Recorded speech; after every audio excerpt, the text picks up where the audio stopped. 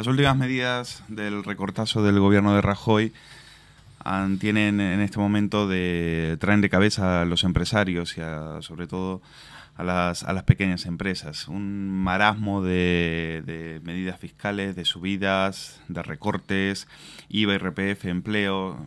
En este momento el empresario está desconcertado y para eso nadie mejor que Emilio García, director de Estrategia de Productos y Servicios de SAGE, para poner un poco de claridad a todo esto y sobre todo qué se ve en el horizonte. Emilio, bienvenido a Periodista Digital.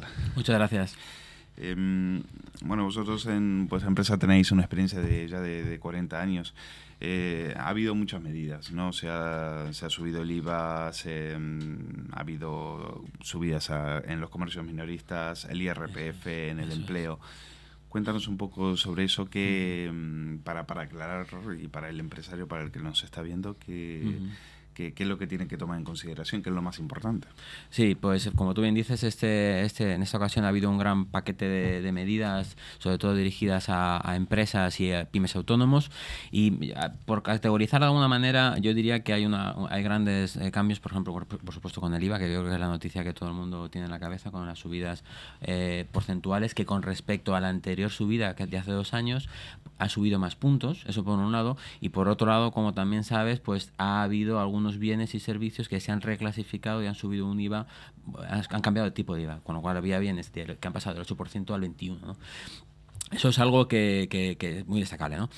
Por otro lado, también en esta ocasión los cambios también han afectado al comercio minorista, como bien decías, con el recargo de equivalencia, que parece que es un impuesto pequeñito, pero que está ahí y también ha sufrido un importante subida desde el 1% al 1,4% y del 4 al 5,2% de recargo de equivalencia, ¿no? Eso afecta. Luego ya también en el ámbito de la empresa ha habido también cambios en el impuesto sobre sociedades, ¿no? Aunque afectan en esta ocasión sobre todo a las grandes empresas más que a las pequeñas, ¿no? Por último, también ha habido una batería de medidas en el ámbito de empleo y se podría resumir básicamente en que se han eliminado algunas bonificaciones que ya existían al empleo. ¿Y cuál es el primer impacto, la primera repercusión que van a tener estas medidas en las cuentas de los empresarios? Bueno, eso es algo bastante difícil de calcular en este momento, pero porque depende también mucho de la estrategia que siga la empresa con respecto a estas medidas. Y ya hemos visto en medios, pues como ha habido empresas que repercuten el IVA, otras que no lo repercuten. Entonces todo eso hace que las empresas, el impacto que tenga la empresa sea diferente, ¿no? Por supuesto, en la empresa, entre empresas particularmente, con respecto al IVA, dado que muchas soportan y repercuten el IVA, el efecto puede ser de alguna manera neutral, pero cuando vamos al cliente final, el impuesto. Exacto. ¿Qué pasa con el consumidor? El impuesto sobre el valor añadido es un impuesto para el consumidor, un impuesto directamente que va al consumidor final, que es el que va a repercutir o el que va a asumir finalmente toda la subida. En empresas, entre empresas, quiero decir, entre las facturas de empresas se va a poder compensar de una manera mejor, pero en la empresa que vaya al cliente final, que en el fondo son todas, pues lógicamente afectará bastante.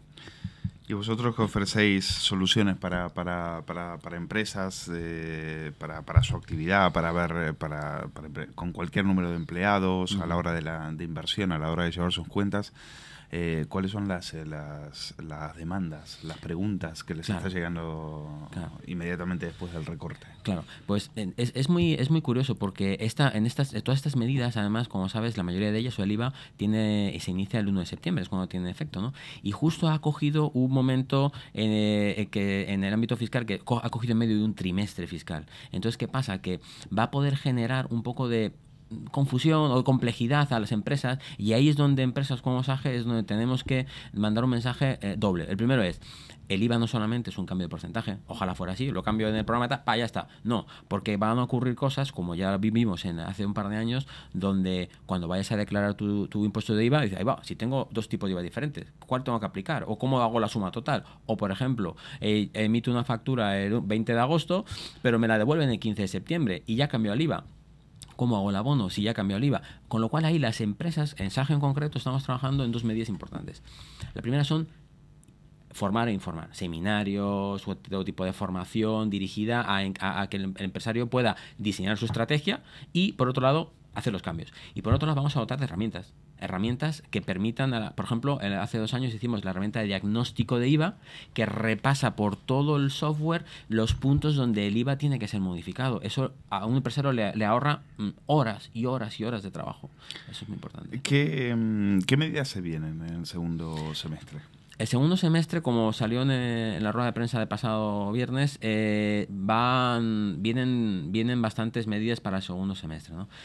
Yo de las medidas, que hay más de 20 leyes que están en curso, pero yo destacaría 2 de ellas y haría una referencia a una tercera que no salió en concreto, pero que también seguramente salga.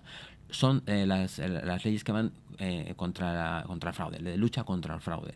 Ahí, tanto con el fraude fiscal como con el fraude laboral, van a haber medidas, esperamos o creemos que son importantes, ¿no? Eso puede afectar a las empresas, lógicamente, pues porque van a haber seguramente más mecanismos de control, dentro incluso y fuera de las aplicaciones, como han hecho en otros países, como en Portugal, por ejemplo, que incorporan algunos sistemas de auditoría para que los inspectores puedan controlar de manera más eficiente las cuentas de las empresas. Esto es algo que seguramente ocurrirá. Y similar ocurrirá en el ámbito de lucha del fraude laboral, que también es importante. Emilio, lo que mucha gente no entiende en el tema de la fiscalidad y de las medidas en torno al tema de los impuestos, ya sabemos que las promesas que hizo el Partido Popular no las ha cumplido, pero lo que no se entiende es que primero se haga una amnistía fiscal y inmediatamente después se suban los impuestos. Es decir,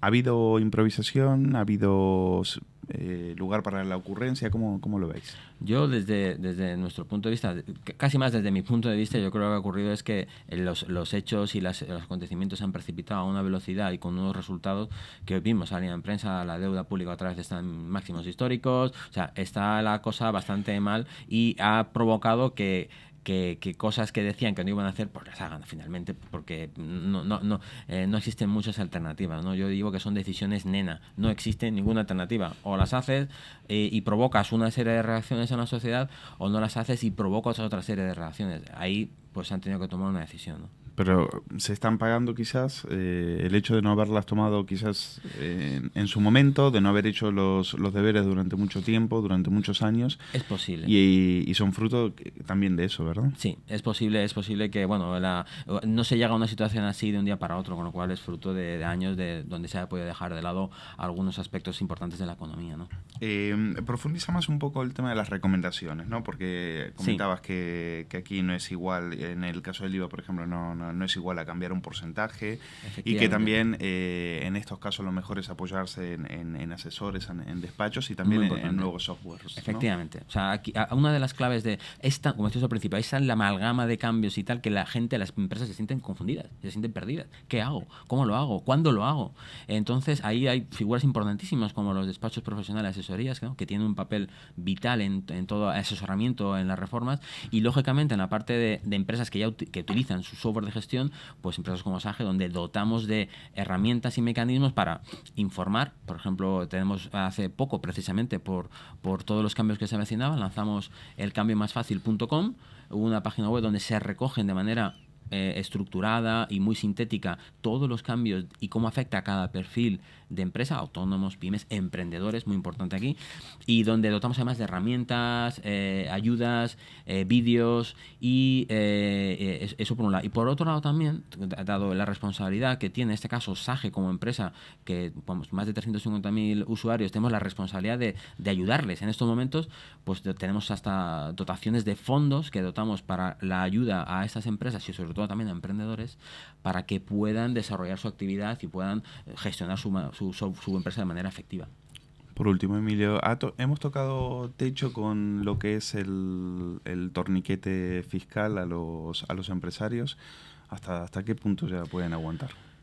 Bueno, yo creo que hay un índice que es el índice de presión fiscal, y comparado con otros países europeos, pues estamos ya bastante igualados, ¿no? La presión fiscal ya es bastante similar en España con respecto a otros países. Pero no ganamos igual que los alemanes. Pero no ganamos igual que los alemanes. Hombre, la presión intento compensar precisamente eso. Depende de lo que ganas y los impuestos que tiene, eso te dice el índice de presión.